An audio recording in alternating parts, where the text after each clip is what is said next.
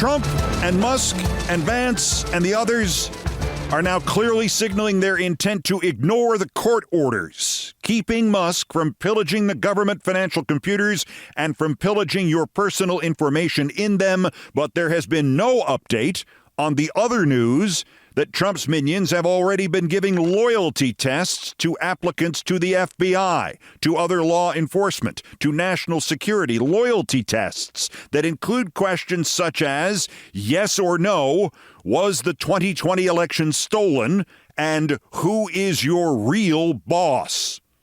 There are no updates from Saturday's Washington Post story, and as nearly as I can tell, the story did not even come up during any of the Sunday shows because the Trump strategy in appointing idiots to key positions was to make what's left of the media point and guffaw at the frontal lobe-free likes of Kristi Noem telling CNN you can't trust the government with your information, and the equally imbecilic CNN meat puppet then saying, "You're the government," and Noem replying, "Exactly."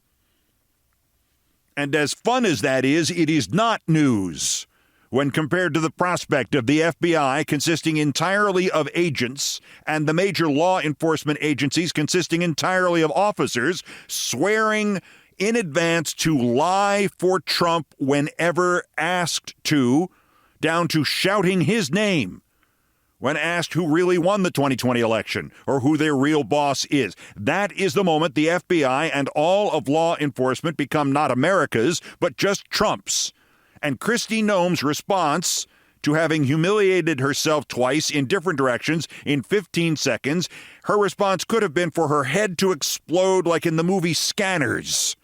And that still wouldn't be news compared to Trump police and FBI loyalty tests that began sometime before the Washington Post reported on it on day 19 of this administration. There are, however, crack of doom level developments in the weekend's other story that the media also largely ignored because it turns out Kyrsten Sinema is lobbying for her friend Tulsi Gabbard and paid Tulsi Gabbard's sister hundreds of thousands for security. And Sinema told me once that all her women friends and all her women long-term business associates were only more than friends. If you were distracted by that and you did not hear the emergency podcast Sunday morning, I suggested in it that there had already been quiet hints that Musk and Trump were planning to defy the court rulings, keeping apartheid Clyde from having what amounts to a line-item veto over the entirety of the federal government, which is what the F this actually is. Well, they are no longer quiet hints. And they are no longer even trying to smooth over the edges of the clear hypocrisy and clear self-contradictions in their defenses of this coup. Late Saturday, a Twitter X account called Insurrection Barbie wrote, among other things, quote, "Not allowing the Secretary of Treasury to access Treasury files is unconstitutional. I don't like the precedent it sets when you defy a judicial ruling, but I'm just wondering what other options are these judges leaving us if they're going to blatantly disregard the Constitution for their own partisan political goals." Musk retweeted that. Your first hint. Yesterday, Musk went further. A corrupt judge protecting corruption. He needs to be impeached now.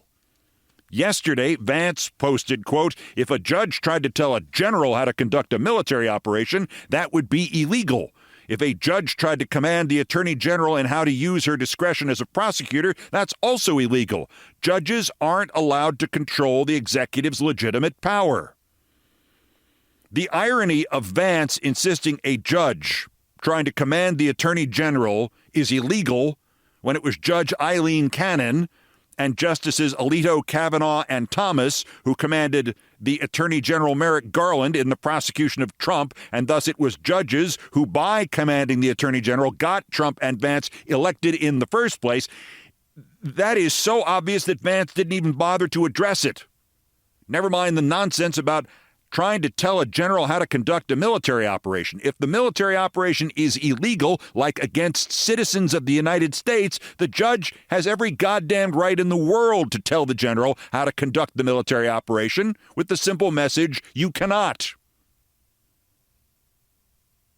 And we have seen within recent weeks judges telling the attorney general what he can and cannot do. It's not different just because it's a her this time, JV.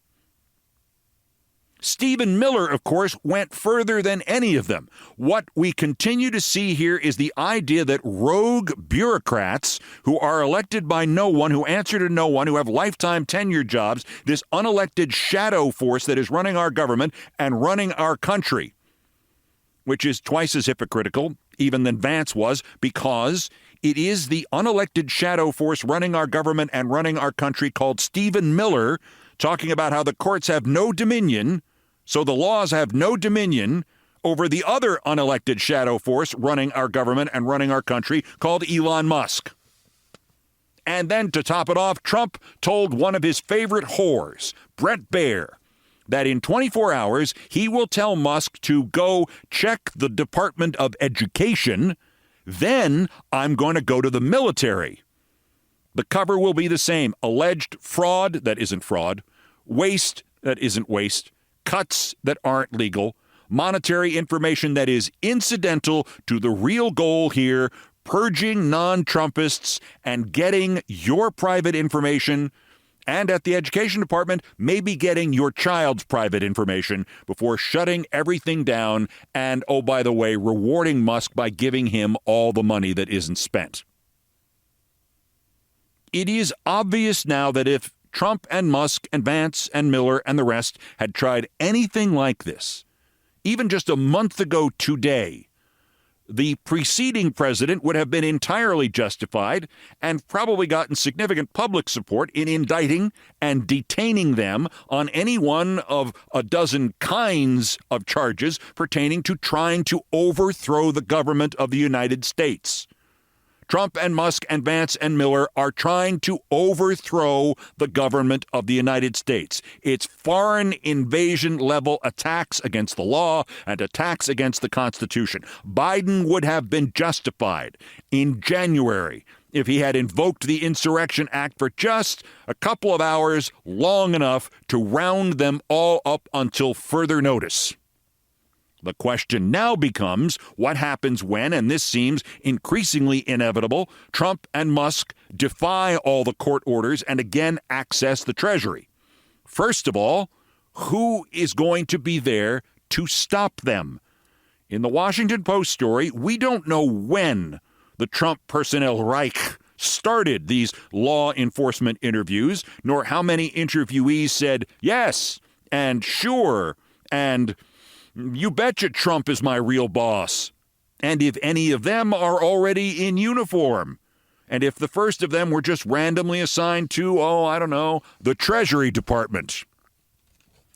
So assume Trump and Musk defy the courts and resume what they have been doing, resume their illegality in person or just remotely. What do the courts who have ruled against them and the other courts, which are likely to rule against them this week, and the litigants in those cases, like the 19 attorneys general, what do they do next? Does this go directly to the Supreme Court, where the corrupt theologians there can say, this is easy. We have precedent in this area now. I mean, look at that ancient court ruling from last year. If you can't prosecute an ex-president for his crimes, if he's immune, how could you possibly prosecute him or anybody for crimes ordered by a sitting president? And if they say that, it is official. This is a dictatorship. Or Trump looks at the judges who are ruling against Musk, and he says, believing that he is now king, he says the judge's behavior is actually an attack on this country, and Trump invokes the Insurrection Act this week and rounds up the judges and whoever else he feels like, the leading Democrats, me, you, The other option is intermediate steps by those judges who really, really don't like being ignored, and who, while they might hesitate to pursue Trump per se, they would probably line up to pursue Musk and the others. They could quickly order contempt of court orders against Musk and his employees, and there are scenarios in which they move quickly enough to put these men in holding cells for defying legitimate orders. Or there could be a confrontation between court officers and police loyal to the courts and Musk's people and police loyal to them and Trump. Or there could be a violent confrontation between those groups. Or this could end up the Juan Merchan way, in which the courts act so slowly, so stupidly, so gullibly, so violating of their own purpose and indeed their history of blocking corruption. Quickly, especially corrupt businessmen maneuvering a hostile takeover of the government. And we go the Juan Merchan way, in which the judge will be back to you with a ruling sometime in the year 2782. In which case, welcome to the fascist states of America, Elon R. Musk, proprietor. There is, however, one wild card I see here, a wild card that would have terrified us all a month ago, but now suddenly seems kind of funny. Trump, of course, can forget things that he has said before the final syllable of the final word in his final sentence is out of his effing fat mouth. He may not send Musk into the military. He may be warned not to try that, on the entirely reasonable assumption that the military may lean Trump, but it sure as hell does not lean South African druggies. If Trump sends Musk into the military, they may never find Musk again.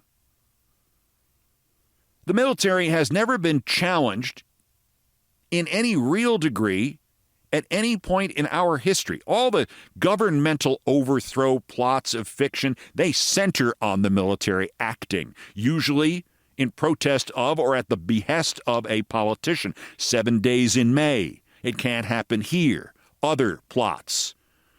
But the only time the military as an institution was actually challenged, insulted, belittled, attacked, that would have been the time Joe McCarthy did it in 1954. And while McCarthy had already peaked by then and was beginning to make costly strategic mistakes like that one because of his alcoholism, I will point out this timeline.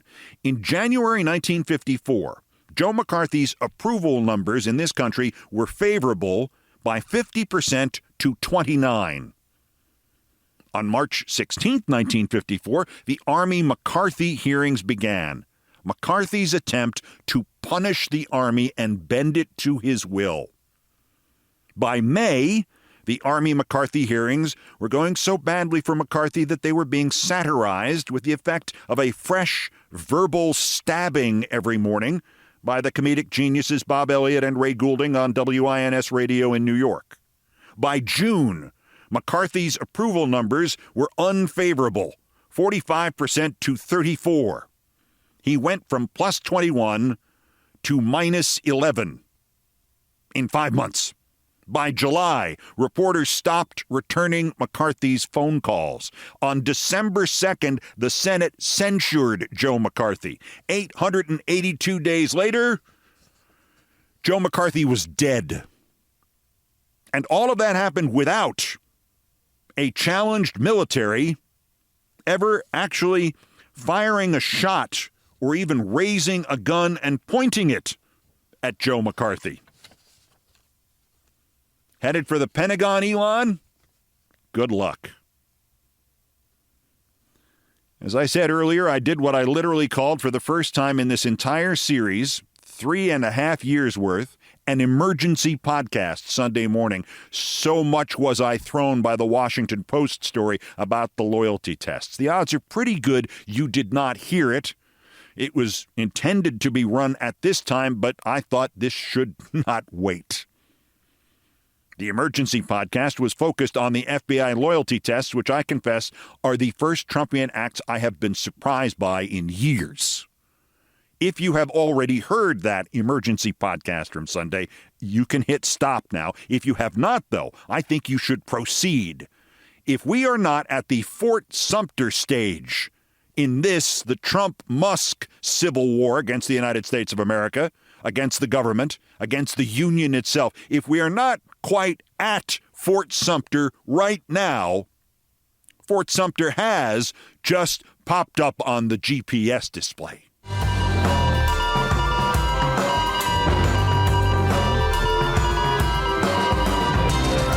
This is an emergency edition of Countdown. I'm Keith Olbermann. Trump is having them ask candidates for jobs in his administration's FBI field stations away from D.C. what is probably the most chilling question ever asked by anybody in any government of the United States. Quote, who is your real boss? This is, if you do not know, in the Washington Post's brief, damning, almost, despite everything, unbelievable, nightmarish report posted Saturday night. The Post is quoting applicants for the FBI and other top national security positions, and they hint some of these people who were in these organizations were dismissed and were being the opportunity to return to work, quoting them as saying they had been asked these questions. At least 2 FBI applicants were asked at least 2 questions out of George Orwell or the Soviet Union or Nazi Germany. 1, you heard it. Who is your real boss? If you need more, don't worry, there is more. The other question, who were the real patriots on January 6th? You have to answer these questions correctly from the Trump point of view to get a job at the FBI. We know through the Post's reporting of at least 2 other questions asked of those being interviewed for some kind of leadership positions within other aspects of the Trump national security apparatus in Washington. They are told to answer yes or no to each. Question 1, was January 6th an inside job? Question 2, was the 2020 presidential election stolen? Presumably with 2 L's. At least these 2 applicants cited in the Post story told their interviewers no, and neither was hired. The asking of these questions, just the asking, let alone the answers, let alone the implications that it is anything but political science fiction to conclude that some people have already answered yes and are now moving into roles at the FBI and other law enforcement and other national security organizations. Just asking those questions signals the end of democracy. Because if today you can ask candidates for federal law enforcement positions to swear personal loyalty to their real boss, and if today you can ask candidates for these same positions to insist that lies about January 6th and the 2020 election are the truth and that the truths are lies, then tomorrow you can make it illegal to answer that the 2020 election wasn't stolen. And then next week you can make it illegal to publish or broadcast that the 2020 election wasn't stolen. And then the week after that, you can put anybody who does so in prison. The slow, incremental submersion into this quicksand is asking the would-be leaders of the FBI to swear to lies and fiction and fantasy and perversion of reality, punishing people for refusing to do any of that. That is only the quick, terrible, final step. Some of us have been warning we would get here. We have been warning that the creature at the head of this movement is not just unstable, quirky, populist, selfish, self-indulgent, not just insane, but criminally insane and homicidally insane and ultimately, conceivably, genocidally insane. Some of us have been warning about this for a decade. We have been shunned, mocked, and marginalized. We have been told Trump is not a subhuman psychotic, not a terrorist, not a mass murderer. He's just popular. We were right, and if there was any remaining doubt, it ended last night. And those who doubted and those who told us otherwise were and are wrong. And it will cost all of us our form of government. Some of those who told us we were wrong have even come to understand this since just January 20th. Some of them have just come to understand this since reading the Post's article last night. Some of them will not understand any of it until they are being led away in handcuffs, or worse. And so I would like to mention here, while it is still legal to mention here, that we are here now on the precipice as it crumbles beneath us, in large measure, probably in the decisive final measure, because of the people who both sidesed us and whatabouted us, who both sides and whatabouted this country, figuratively and probably literally, to death. Attorney General Merrick Garland and former President Joe Biden, who refused to recognize that the danger was not in breaking the ritualistic imbecilities of Department of Justice norms or not getting back to normality as soon as possible. The danger was in not vigorously and immediately prosecuting Trump and taking any measures available to imprison him for the rest of his life and imprison these creatures who now ask the successors to Garland's own employees, who's your real boss? Garland and Biden helped kill our country. David Zaslav, head of Warner Brothers Discovery, and his minion Chris Licht, who neutered CNN to make money. Not decisive by any stretch of the imagination, but neutering CNN accelerated the both sides' landslide. David Zaslav and Chris Licht helped kill our country. Jake Tapper and Dana Bash of CNN, who refused to demand the right to fact-check Trump in the debate last summer as he lied literally without interruption for 90 minutes. Tapper and Bash, who helped kill our country. Joe Scarborough and Mika Brzezinski, who 2 weeks after the election went to Florida to prostrate and prostitute themselves in front of Trump. Scarborough and Brzezinski helped kill our country. Mark Zuckerberg, the spineless head of Facebook and a series of failed related websites, who, with terror written across his face, has guaranteed Trump that he and his liars could lie all they wanted to on all of his platforms. Mark Zuckerberg, who helped kill our country. Joe Kahn, executive editor, and A.G. Sulzberger, publisher of the New York Times, who made sure every cowardly, non-committal headline slapped above the work of their writers, the courageous work and the cringing work alike, would never convey malice, who would never specify danger, which would never warn readers, headlines, and two men, Kahn and Sulzberger, who helped kill our country. Mitt Romney, former U.S. Senator and governor, who 9 years ago attacked Trump, then appeased him in hopes of becoming Secretary of State, who 5 years ago attacked me in print because I called Trump a terrorist in the months before the 2020 election, who 4 months after he called me a terrorist found himself pinned inside the Capitol by Trump's terrorists, and who still would never call Trump what he is. Mitt Romney, who helped kill our country.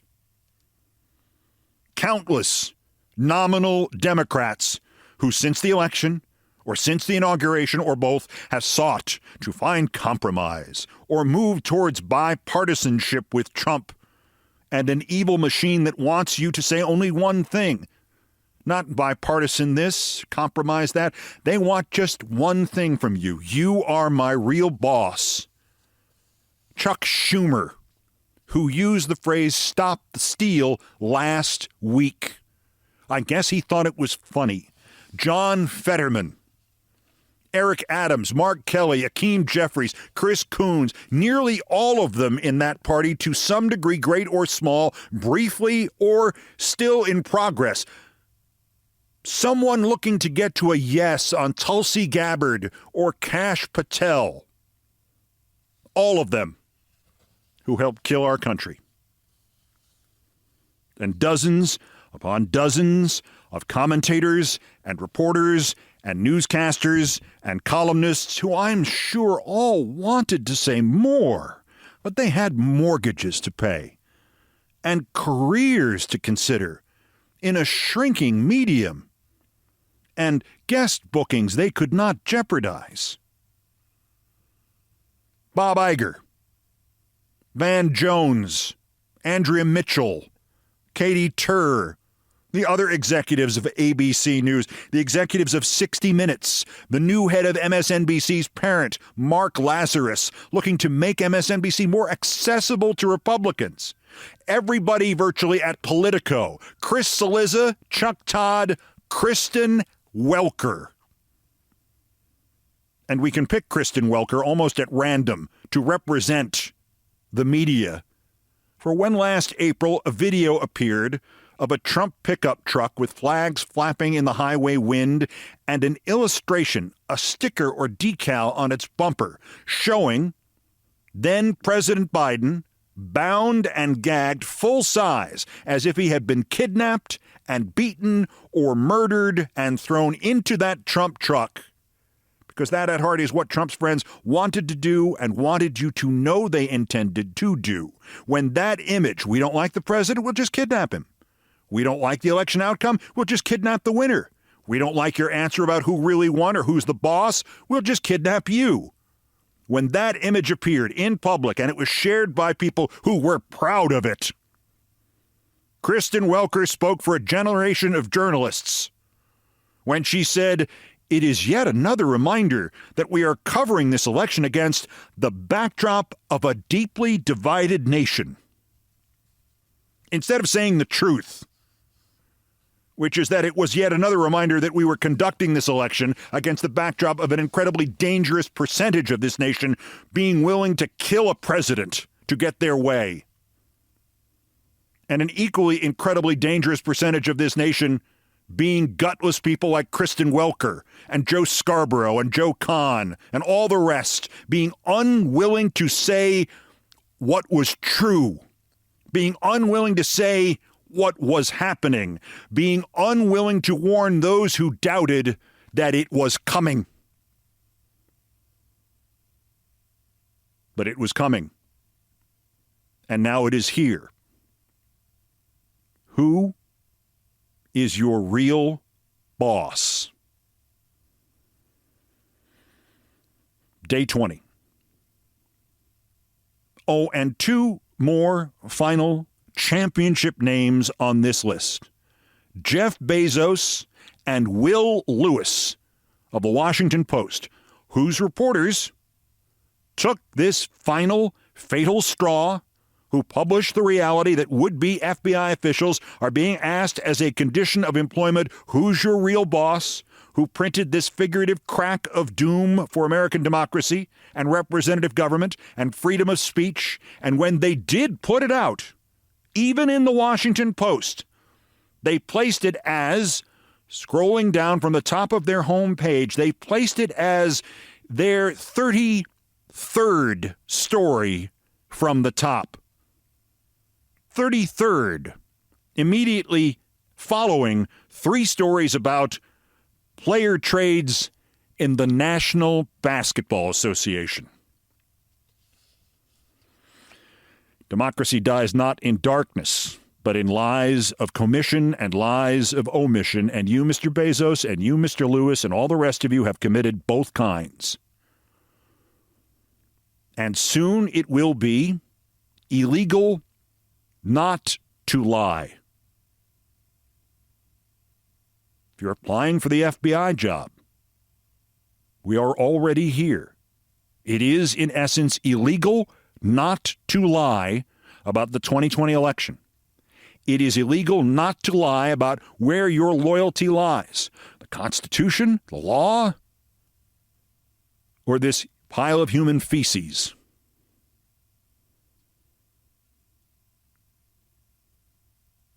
Soon it will be illegal for everybody not to lie.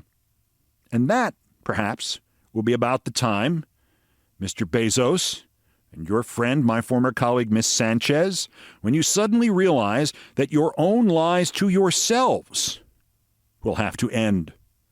That you do not, in fact, live in some other America walled off from the nightmare that Trump, now with Musk, now with a pliant military, now with a pre-screened FBI, now with law enforcement not just encouraged to lie, but required to.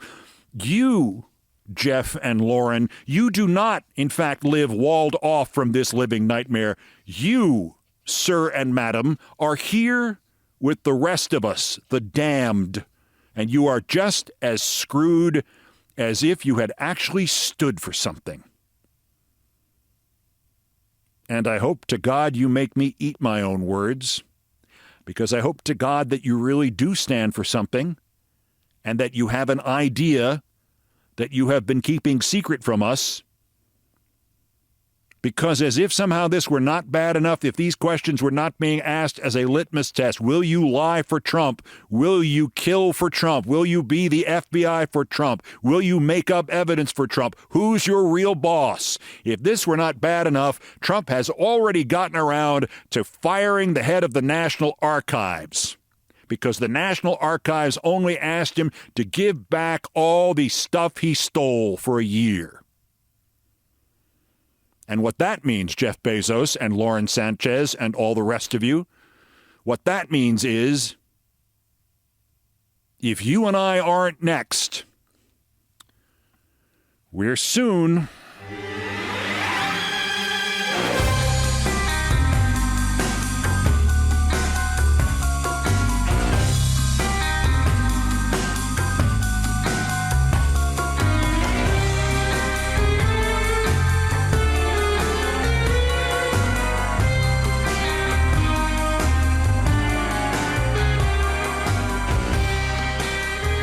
I don't know how long we have. It is why I did not wait till the usual Monday Countdown podcast publication hour and put this out when I did on Sunday morning. I don't know how long we have after this. This, to me, is the first genuine surprise I have had out of Trump and his terrorist gang in at least 5 years. If they are already asking would-be FBI agents, who's your real boss, we may only have weeks. And yet, implausibly, in those weeks, there are more immediate problems still. Now we get to find out if Trump and his Afrikaner President Musk will obey the courts. Musk yesterday was already signaling he might not, insisting the judge is corrupt. Stochastic terrorism at its finest. Trump is already reposting Roger Stone's latest slanders against one of the attorneys general who sued. If Trump and Musk continue on this path, we're going to have to find other ways to make them obey the courts. If they do obey, with an eye toward simply freezing their privatizing of government until they can get their theocratic Supreme Court to overrule any lower court decisions and, the Constitution, if they do it that way, then we're going to have to find other ways to change governments. As you are aware, overnight Saturday, a federal judge ordered Musk and his Teenage Mutant Ninja Turtles out of the Treasury computer system until at least this Friday. Earlier that same day, a different federal judge blocked any further destruction of the U.S. aid agency by Mr. Rubio, Secretary of Comb-Overs. 2,200 more employees at USAID were to go on leave. That was stopped, and 500 were reinstated. Again, this administration dictatorship is 3 weeks old Monday. And we are already at that Nixonian moment when we wait to see if the president, and Trump for that matter, refuse to comply with the courts. It is a very real possibility. The best case scenario is that they do and use it to further fuel the Trumpian umbrage at everything and everyone and just building up a further explosion of rage against government, which will itself inevitably come into conflict with the other building explosion of rage for government. There is the very slim possibility, of course, that somebody Trump hired is not a religious nut, too stupid to see, that the courts or fate or the law actually did them a huge favor on the USAID story. Killing off USAID may be hugely popular with MAGA and other morons like Rahm Emanuel and David Axelrod, but nobody seemed to notice until this was in full swing, that USAID didn't just hand money out to dem foreign dudes.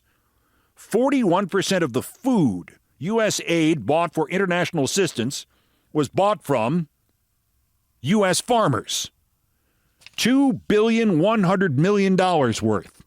And that market has suddenly been ripped out from under American farms, American farmers. The Americans Trump vowed to protect, the ones who voted for him, the ones whose tons of wheat are now rotting in Houston, of all places, because that's where it was to be shipped out of. The likely irrevocable waste figure is already at $340 million, no matter what happens next. And that's just reality.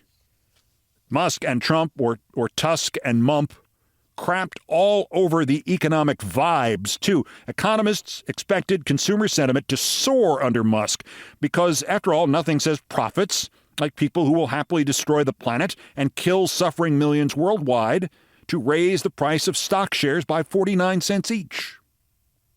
But instead, per the Wall Street Journal, consumer sentiment dropped in January, and it has dropped again this month. Bottom line, oh, what a shock. Businessmen don't have the slightest idea what they're effing doing, especially the ones whose primary business turns out to be trying to convince you that they are successful. Like Musk and Trump, who, by the way, are also embracing immigrants while insisting on removing immigrants and reaching out to poor, persecuted South African immigrants. Like Elon Musk, Peter Thiel, and Dr. Patrick Soon-Shiong, or as we might better call him, as he drives the LA Times into the ground, Dr. Patrick Soon Bankrupt.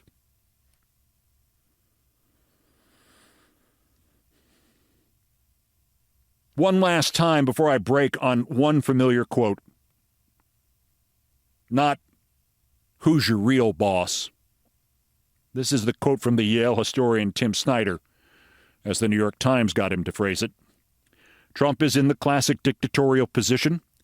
He needs to die in bed holding all executive power to stay out of prison.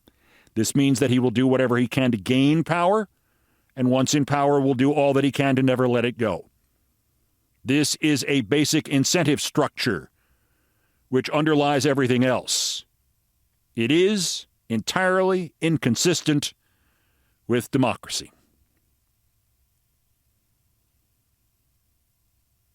Who's your boss? Next steps. There are things Democrats can still do before it becomes illegal to be a Democrat.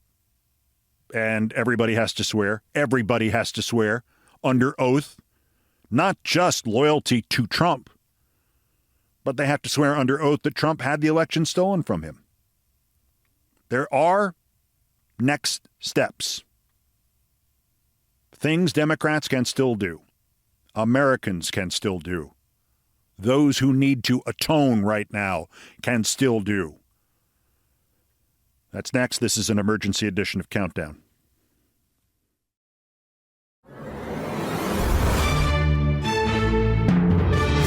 Continuing the emergency edition of Countdown for February 9th, 2025. I hope that of the 1,000 times I have said this now, I will prove to have never proved more accurate when I say it this time, that the preservation of democracy is owed less to our efforts to preserve it than it has the stupidity of those trying to destroy it.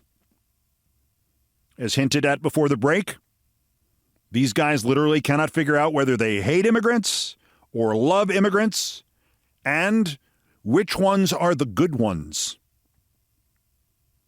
While we are still reviewing the hating of this group today but defending the same group tomorrow, how about good old JV?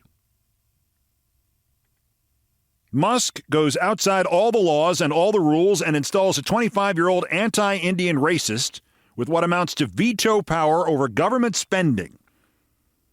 And the guy turns out to have gotten caught having written, "I was racist before it was cool," and, quote, "normalize Indian hate," and calling for eugenics, and then he resigns because he is somehow too sleazy for Elon Musk.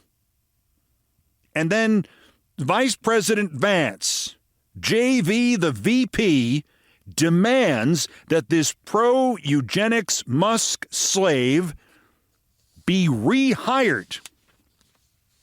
Here's my view, Genius writes. I obviously disagree with some of Ellis's posts, but I don't think stupid social media activity should ruin a kid's life. We shouldn't reward journalists who try to destroy people ever, so I say bring him back.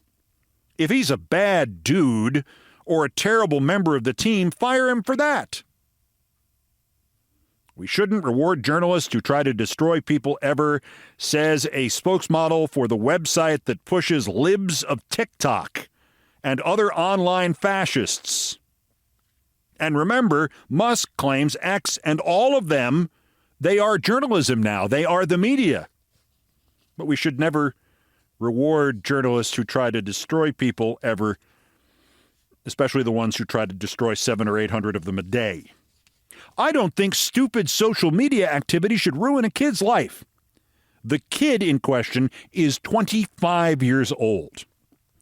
When Maxwell Frost was elected to Congress at 25, he was only the 31st representative sworn into our House at that age or younger. William Pitt, the British leader who wanted to let the American colonies go rather than force us into the Revolutionary War that nearly destroyed Great Britain, became prime minister of that country at 24. Napoleon was the leading French general at 24. This idiot Marco Ellis's stupid social media activity as a kid was last summer, when, depending on when his birthday fell, he was 24 or already 25. Of course he was a kid. He was several months younger than he is now. To err is human, to forgive divine, wrote Musk between doses, and rehired him. As if Musk has ever shown any signs of knowing anything about being human. And another thing, normalize Indian hate. J.D. Vance's wife, the now second lady of the United States, Mrs. Vance, Mrs. Usha Bala Chilakuri Vance, first-generation American-born of Indian immigrants, and he sticks up for the incel who attacked her and her parents and everybody in their native country and everybody in their diaspora. And J.D. Vance doesn't even get angry in his wife's defense. Of course, I disagree with it, but sure, slander my wife, slander my in-laws, slander everybody in their country, slander them all. Doesn't even get angry. I'm just going to say this. It goes back to my point about how we must rely on the stupidity of those trying to destroy this country. I'm just going to say this. If I had to guess, I would guess that the hair that he grew to cover his pudgy, bulging face is not J.D. Vance's only beard.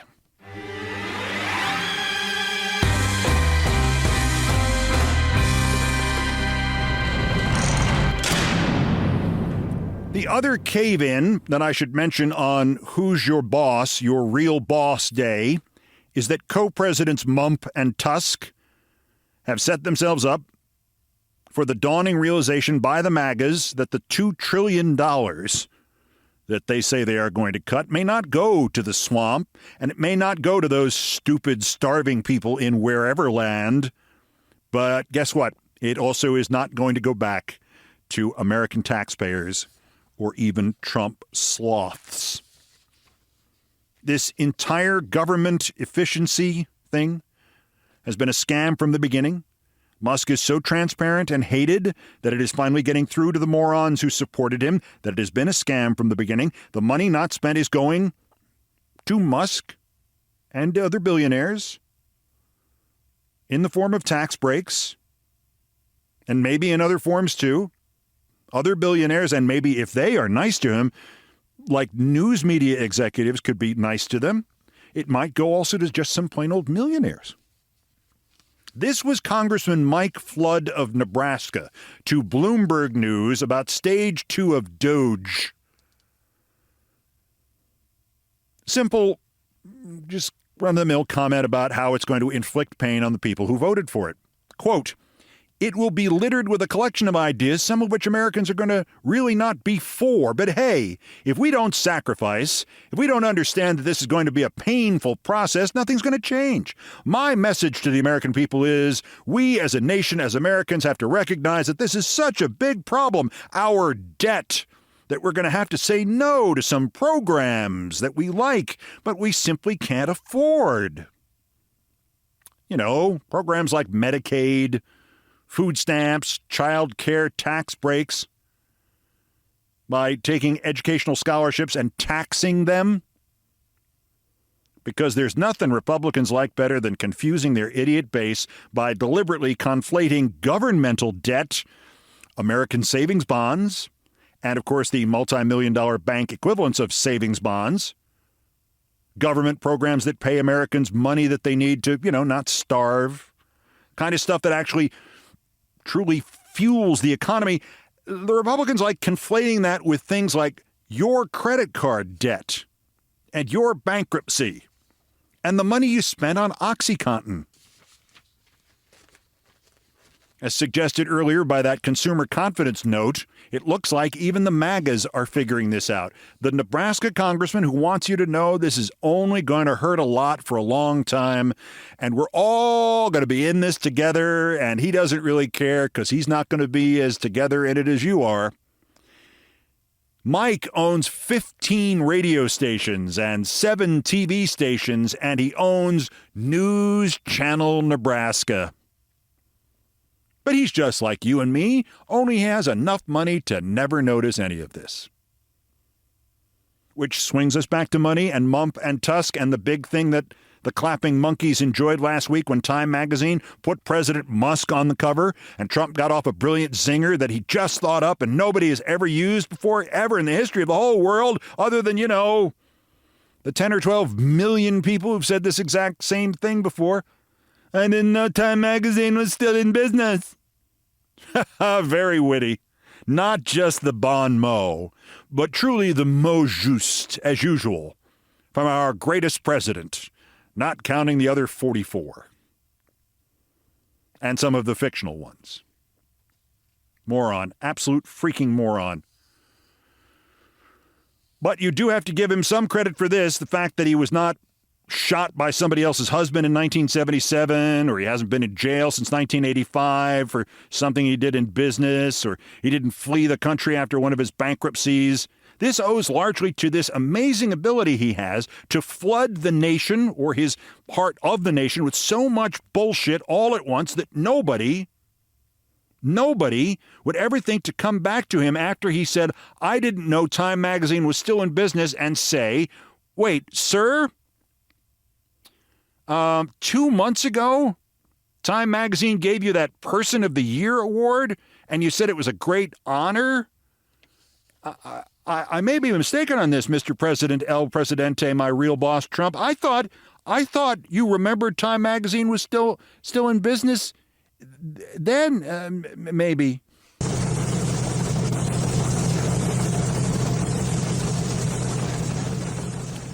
So as I asked before the break, next steps, same as last week.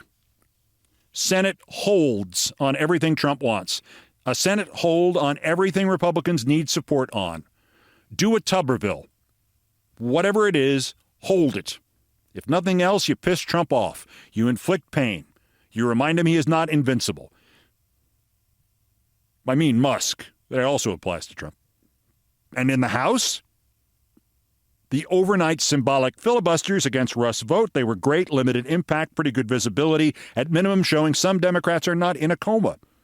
And, of course, let's flush this idea, like the turd it is, about bipartisanship. Nothing. Not one Democratic vote for anything Republicans support. Have to crash the system. There are no other options. Mike Johnson needs votes for the debt ceiling? F him. Call Elon Musk. You need some money? You do that, Mike. Call Elon. He has your money over there. You need the votes on anything else, Mike? F you. Call Trump, Mike. You broke it, you bought it. Happily, Minority Leader Hakeem Jeffries gets this, right? Right? Right? No. There he was again Friday, refusing to pull the emergency cord and deny all Democratic support for anything. Bipartisan this, he said. Consensus that, he said. Not committing to this, he said. There is a possibility all that was a feint on his part to not give away his strategy, but I'm doubting it. Said it before, say it again. No signs yet Hakeem Jeffries is a wartime consigliere. There are enough bureaucratic tripwires still in place to make the Trump coup redux at least grind to a halt for a while and make the Republicans take all the public blame for what happens. You just have to have the courage to recognize the stakes and tighten up those tripwires so everybody trips on them. Maybe you should listen to us. We told you we would eventually get to this point where all the police and all the FBI and all the prosecutors will literally agree with Trump that up is down and down is up.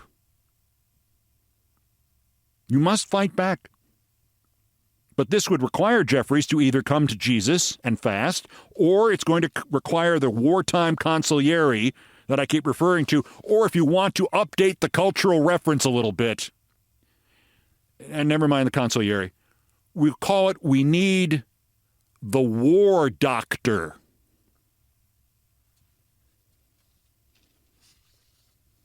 I still think it's AOC. To borrow a phrase that is in the news just now, Representative Jeffries, who's your real boss?